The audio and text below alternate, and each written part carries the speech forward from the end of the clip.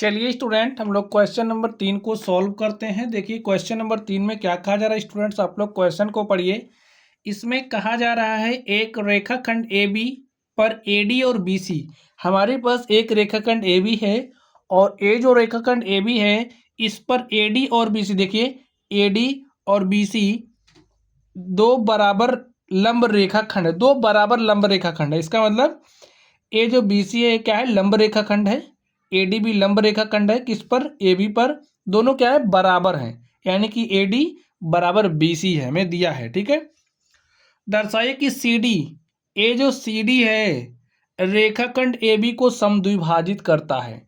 ये जो C D है रेखाखंड ए बी को समद्विभाजित करता है, हमें ये दिखाना है। यानी कि सी डी ए बी को दो बराबर भाग में बांट रहा है, दो बराबर भाग में बांट रहा है। इसका मतलब हमें क्या दिखाना है, अगर हम दिखा दें ओ बी बराबर ओ ए, भाई बराबर हो जाएंगे ना, तभी तो समद्विभाजित करेगा।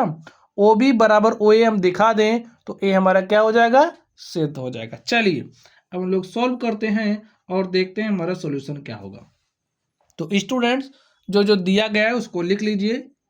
लिखिए दिया है, क्या दिया है, बी सी बराबर ए डी। ठीक है, इसको मान लेते समीकरण number 1।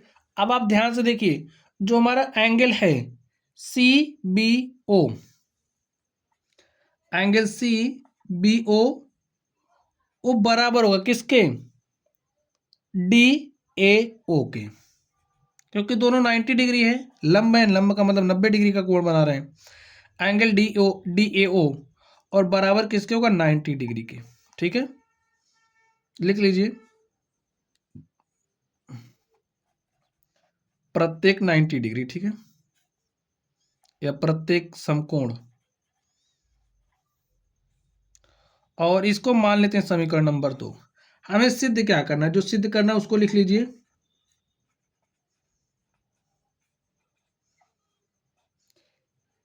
C D A B को समद्विभाजित कर रहा है, इसका मतलब सी डी ए बी को दो बराबर भाग में बांट रहा है। हमें दिखाना है दो बराबर भाग में कब बांटेगा, जब हमारा ओ बी बराबर होगा ओ ए के। तो हमें यही दिखाना है कि जो हमारा ओ बी है वो बराबर है ओ ए के। ठीक है, तो हमें ओ बी बराबर ओ ए दिखाना है। चलिए इसके लिए प्रमाण देते हैं। स्टूडेंट्स आप लोग ध्यान से देखिए, लिखिए त्रिभुज O B C, O B C तथा ओ ए डी में, इन त्रिभुजों में आप ध्यान से देखिए, जो हमारा बी सी है वो बराबर होगा ए डी के। तो लिखिए बी सी बराबर ए डी, क्यों बराबर होगा, समीकरण 1 से।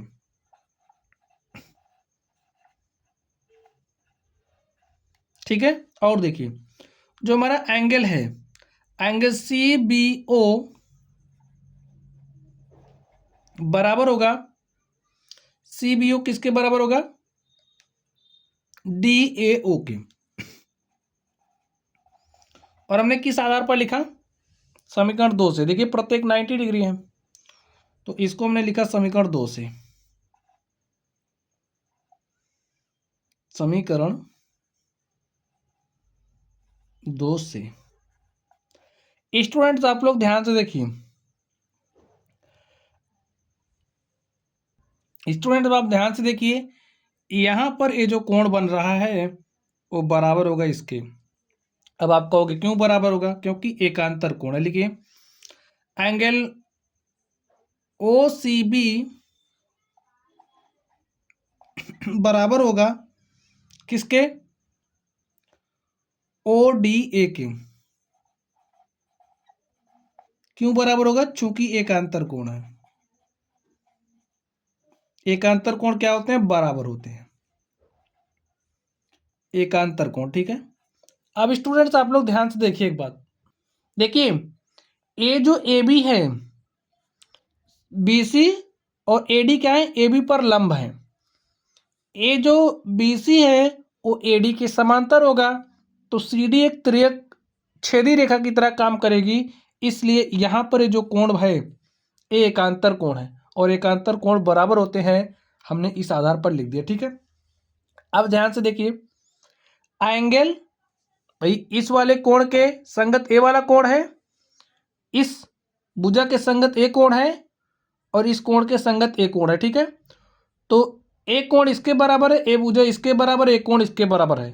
तो एंगल साइड एंगल सर्वांग समता की कसौटी फॉलो हो रही है। लिखिए एंगल साइड एंगल यानी कि कोण भुजा कोण सर्वांग समता की कसौटी से।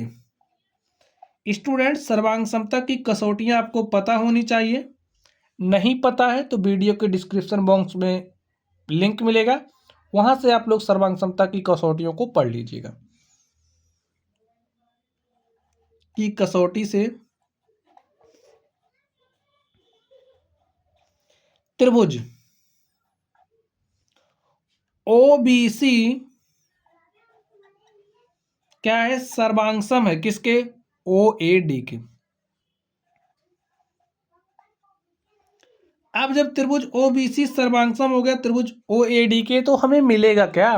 अब देखिए यहां से हमें क्या मिलेगा, जो हमारा OB है वो बराबर हो जाएगा OA के। अब आप कहोगे आप ऐसा कैसे लिख सकते हो, OB बराबर OA, आप बताइए कैसे लिख सकते हैं। लिखिए चूंकि OBC सर्वांगसम है OAD के, सर्वांगसम त्रिभुजों के संगत भाग बराबर होते हैं। इस बात को आपको अपने जहन में उतार लेना है, लिख लीजिए पहले फिर समझाते हैं। लिखिए सर्वांगसम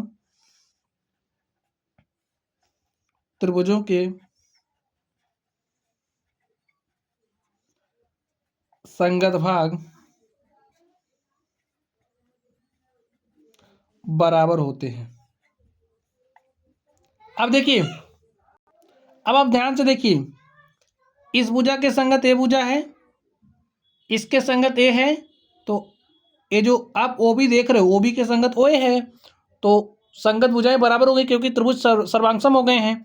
तो OB बराबर OA। ठीक है, तो हमने लिख दिया OB बराबर OA, और हमें यही दिखाना था कि जो OB है बराबर है OA के। ये क्या दिखा रहा है OB बराबर OA, ये यही दिखा रहा है कि ये जो CD है वो AB को समद्विभाजित करते। लिखिए अतः इसको आप लिख लीजिए समीकरण नंबर 3। अतः समीकरण 3 से यह सिद्ध होता है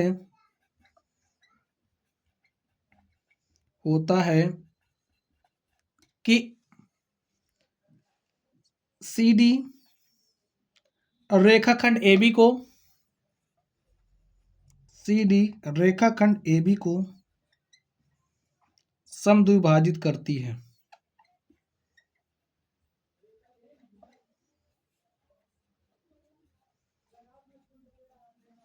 ठीक है स्टूडेंट, तो इस तरीके से ये जो हमारा क्वेश्चन था हमने इसको सॉल्व कर लिया है।